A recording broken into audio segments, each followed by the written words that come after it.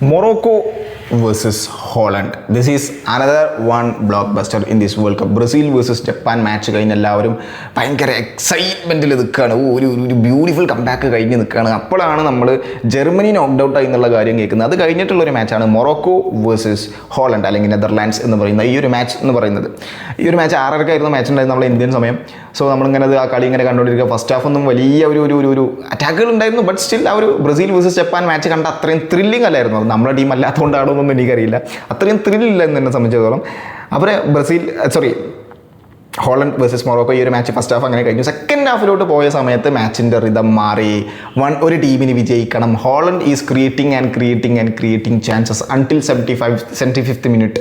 75th minute വരെ Holland chance create ചെയ്തുകൊണ്ടേയിരിക്കുമായിരുന്നു. അതിലെ ഒരു ചാൻസിൻ്റെ റിസൾട്ടായിട്ട് കോഡി ഗാക്പോ ഒരു കിഡിലൻ ഗോൾ അങ്ങോട്ട് സ്കോർ ചെയ്തു. ഓക്കെ, പിന്നെ എൻ്റെ കണ്ടൻസും കാര്യങ്ങളൊക്കെ ഇഷ്ടമാണെങ്കിൽ ചാനൽ ജസ്റ്റ് ഒന്ന് സബ്സ്ക്രൈബ് ചെയ്തിട്ടും കോഡി ഗാക്പോ ആ ഒരു ഗോൾ സ്കോർ ചെയ്തപ്പോൾ 1-0 എന്നുള്ള സ്കോറിന് മുന്നിലെത്തി. ഗാക്പോ അത് കഴിഞ്ഞ് ഭയങ്കര ഇമോഷണലായതിന് റീസൺ ഉണ്ട് അദ്ദേഹം ഓൾറെഡി ഗ്രൂപ്പ് സ്റ്റേജ് കഴിഞ്ഞിട്ട് തന്നെ തോന്നുന്നു. If I am not wrong, തെറ്റാണെന്നുണ്ടെങ്കിൽ നിങ്ങൾ ജസ്റ്റ് താഴെ കമൻറ്റ് ബോക്സിൽ രേഖപ്പെടുത്തിക്കോ. ഡേറ്റും കാര്യങ്ങളൊക്കെ അല്ലേ. ഗ്രൂപ്പ് സ്റ്റേജ് കഴിഞ്ഞിട്ട് പുള്ളിയുടെ വൈഫ് പ്രഗ്നൻ്റ് ആയിരുന്നു. She was conceived. പക്ഷേ അൺഫോർച്ചുനേറ്റ്ലി ആ ഒരു കുട്ടിയെ അവർക്ക് കിട്ടിയില്ല. ആ കുട്ടി inside that pregnancy within that pregnancy ആ കുട്ടി മരിച്ചുപോയി എന്നാണ് അറിഞ്ഞത്. സോ ഈ ഒരു മാച്ചിൽ ഗാക്പോ വരും എന്ന് പോലും ആർക്കും അറിയില്ലായിരുന്നു. കാരണം അങ്ങനത്തെ ഒരു മെൻ്റൽ സിറ്റുവേഷനാണ്. അത് നമുക്ക് എത്രത്തോളം മനസ്സിലാവുന്ന അറിയില്ല. അത് അങ്ങനത്തെ ഒരു സിറ്റുവേഷൻ വന്നവർക്ക് വളരെ കൃത്യമായിട്ട് അറിയും. ആ സമയത്ത് മെൻ്റലി അത്ര സ്റ്റേബിൾ ആയിരിക്കില്ല. അവരുടെ കയ്യിൽ നിന്ന് കൺട്രോളൊക്കെ പോകുന്ന സിറ്റുവേഷൻസ് ആയിരിക്കും ചിലപ്പോൾ. മേ ബി അങ്ങനെ ഗാക്പോ വരുമെന്ന് പോലും ഹോളണ്ടിലോട്ട് ആർക്കും അറിയില്ല. ഹി വാസ് ഫസ്റ്റ് ലെവലിലുള്ളൊരു പ്ലെയർ ആയിരുന്നു. One of the crucial player ആണ് ഫോർ നെതർലാൻഡ്സ് ഹോളണ്ട്. ഓക്കെ, അപ്പോൾ പുള്ളി വരുമോ ഇല്ലേ എന്ന് പോലും ആർക്കും അറിയില്ലായിരുന്നു. പക്ഷേ പുള്ളി ഒരു തീരുമാനമെടുക്കുന്നു. തൻ്റെ രാജ്യത്തിന് വേണ്ടി കളിക്കാം. ഈ ഒരു ക്രൂഷ്യൽ പ്ലെയർ ആയതുകൊണ്ട് തന്നെ ഒരു responsible player as a professional player he came ടീമിലോട്ട് വന്നു, ട്രെയിനിങ് നടത്തി, അങ്ങനെ മാച്ചിലോട്ട് വന്നു. അങ്ങനെയാണ് ആ ഒരു ഗോൾ സ്കോർ ചെയ്യുന്നത്. He was in very emotional. All Holland players goes to him. അദ്ദേഹത്തിൻ്റെ അടുത്തോട്ട് പോയിട്ട് അദ്ദേഹത്തെ കൺസോൾ ചെയ്യുന്ന കാഴ്ച നമ്മൾ കണ്ടു. That was very beautiful from football. ഇങ്ങനത്തെ ബ്യൂട്ടിഫുൾ ആയിട്ടുള്ള മൊമെൻറ്റ് കാണാനാണ് ഫുട്ബോൾ നമ്മൾ കാണുന്നത്. സോ അദ്ദേഹത്തിൻ്റെതായിട്ടുള്ള മെൻ്റൽ സപ്പോർട്ട് കിട്ടി എന്ന് തന്നെ നമ്മൾ വിശ്വസിക്കുന്നു. പുള്ളിൻ്റെ കയ്യിൽ നിന്നും പോയതിന് നമുക്ക് ഒന്നും ചെയ്യാൻ കഴിയില്ല. That was from decision from God എന്ന് മാത്രമേ നമുക്ക് പറയാൻ പറ്റുള്ളൂ. സോ നമ്മൾ മനുഷ്യന്മാരെ കൊണ്ട് ചെയ്യാൻ പറ്റുന്ന കാര്യം ഇതൊക്കെയാണ്. സോ നെതർലാൻഡ്സ് ടീം അത് വളരെ കൃത്യമായിട്ട് ഗാക്പോക്ക് അത് കൊടുത്തു. ആ ഒരു മെൻ്റൽ സപ്പോർട്ട് കൊടുത്തു എന്ന് തന്നെയാണ് എൻ്റെ വിശ്വാസം. ആ ഒരു ഗോൾ കഴിഞ്ഞ സമയത്ത് after all this A professional match. So Morocco ആ ഒരു 1-0 എന്നുള്ള സ്കോറിന് ഡൗൺ ആയ സമയത്ത് പിന്നെ മൊറോക്കോക്ക് അപ്പോഴാണെന്ന് ഉണർന്നത്. അവരുടെ സൈബേരിയും പിന്നെ അതുപോലെ തന്നെ അഷ്റഫ് ഹക്കീമിയും ബ്രൈം ഡൈസും എല്ലാവരും ഒന്ന് ഉണർന്നു കഴിഞ്ഞ സമയത്ത് പിന്നെ അത് കഴിഞ്ഞ് തുരുതുരാം അറ്റാക്കുകളായിരുന്നു മൊറോക്കോൻ്റെ ഭാഗത്തു നിന്നും വന്നത്. അൺടിൽ 90th മിനിറ്റ് വരെ മൊറോക്കോ അറ്റാക്ക് ചെയ്തുകൊണ്ടേയിരുന്നു. പക്ഷേ നല്ല ചാൻസുകളൊന്നും കിട്ടുന്നില്ല. നമുക്ക് ഓൾറെഡി അറിയാം മൊറോക്കോ ഒരു ഹൈ ബോളുകളായിരുന്നു കൂടുതൽ കളിച്ചുകൊണ്ടിരുന്നത്. ഹോളണ്ടിൻ്റെ പ്ലേയേഴ്സ് ആണെങ്കിൽ നല്ല ഹൈറ്റുള്ള പ്ലേയേഴ്സുമാണ്. ഓക്കെ, ഹൈ ബോളുകൾ കളിച്ചാൽ ചാൻസ് വളരെ കുറവാണ് അത് ഗോളാവാനുള്ള. ഒരു 10%, 5% to 10% മാത്രമേ അത് ഗോളാവാൻ ചാൻസ് ഉള്ളൂ. But still Morocco played high ബോളുകൾ കളിച്ചുകൊണ്ടേയിരുന്നു. അതിൽ one of the high ball literally ഗോളായി. What a goal! ഒരു സ്റ്റണ്ണിങ് ഫ്രീ കിക്ക്, അല്ലെങ്കിൽ ബുള്ളറ്റ് പോലെ ഒരു ഹെഡർ, ഫ്രീ കിക്ക് അല്ല സോറി, ഒരു ഹെഡർ ഈ മറ്റേ വലൻ്റെ കുത്തുക്ക് പോകുന്നതാണ് ഞാൻ കണ്ടത്. ഞാൻ ആ ബോൾ പോയത് ഞാൻ കണ്ടുള്ളൂ. ഓക്കെ, ലിറ്ററലി ആ ക്രോസ് ആരെ കൊടുത്തതെന്ന് പോലും ഞാനപ്പോൾ ശ്രദ്ധിച്ചില്ല. അമ്മാതിരി ഗോൾ! അയ്യോ! 90+3 മിനിറ്റ് ആയ സമയത്ത് മൊറോക്കോ 1-1 എന്നുള്ള സ്കോറിന് ഡ്രോ നടത്തി. അപ്പോൾ ഡ്രോ ആയ സമയത്ത് എക്സ്ട്രാ ടൈം കഴിഞ്ഞ് അത് കഴിഞ്ഞിട്ടുള്ള എക്സ്ട്രാ ടൈമിലോട്ട് കളി സ്റ്റാർട്ട് ചെയ്തു.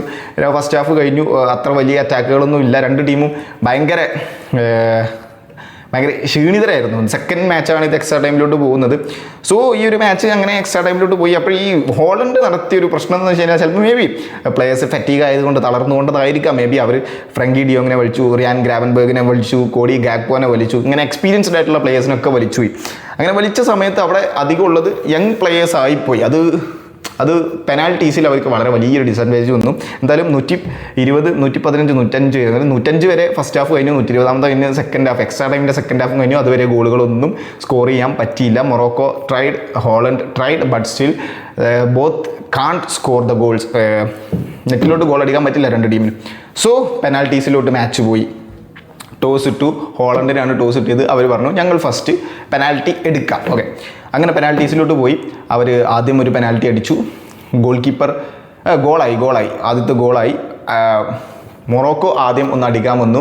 അത് ഹോളണ്ടിൻ്റെ ഗോൾ കീപ്പർ സേവ് ചെയ്തു. ഒരു യങ് പ്ലെയറാണ്. അതാണ് യങ് പ്ലെയറും എക്സ്പീരിയൻസ്ഡ് പ്ലെയേഴ്സും തമ്മിൽ അവിടെയുള്ളൊരു ഡിഫറൻസ്. തൊട്ട് മുമ്പ് മാനുവൽ ന്യൂയറിന് നമ്മൾ ജർമ്മനി വേഴ്സസ് പരാഗ്വ ആ ഒരു മാച്ചിൽ കണ്ടു. ഈ യൂസ്ഡ് ദ എക്സ്പീരിയൻസ്. ആ ഒരു എക്സ്പീരിയൻസ്, ആ ഒരു പ്രഷർ ഹാൻഡിൽ ചെയ്യാൻ എക്സ്പീരിയൻസ്ഡ് ആയിട്ടുള്ള പ്ലേയേഴ്സിനെ പറ്റുള്ളൂ. യങ് പ്ലേയേഴ്സിനെ സംബന്ധിച്ചിടത്തോളം അവർക്ക് ഇത് ആദ്യത്തെ കാര്യമാണ്. പക്ഷേ അവർക്കാണ് എനർജിയും കാര്യങ്ങളൊക്കെ ഉള്ളത്, പറഞ്ഞിട്ട് കാര്യമില്ല. എന്തായാലും ആ മൊറോക്കൻ്റെ ആ ഒരു ഫസ്റ്റ് ഗോൾ മറ്റേ കിക്കടിച്ച പെനാൽറ്റി അടിച്ച പ്ലെയർ എന്ന് പറയുന്നത് യങ് പ്ലെയർ ആയിരുന്നു. അതുകൊണ്ട് തന്നെ പുള്ളി അത് ഗോൾ കീപ്പർ അത് സേവ് ചെയ്തു. ഹോളണ്ടിൻ്റെ ഗോൾ കീപ്പറാണെങ്കിൽ നല്ല ഫോമിലായിരുന്നു ഹോളണ്ടിൻ്റെ. സോ സെക്കൻഡ് കിക്ക് ഹോളണ്ട് വന്നെടുത്തു. അത് എനിക്ക് തോന്നുന്നു ക്ലൈവർദാണെന്ന് തോന്നുന്നു, ജസ്റ്റിൻ ക്ലൈവർദാണെന്ന് തോന്നുന്നു. പുള്ളി വന്നെടുത്തു. പക്ഷേ അത് അൺഫോർച്ചുനേറ്റ്ലി പുറത്തേക്കാണ് പോയത്. ഓക്കെ, പുറത്തേക്ക് വന്ന് ഗോൾ കീപ്പർ സേവ് ചെയ്തു, അതെനിക്ക് ഓർമ്മയില്ല.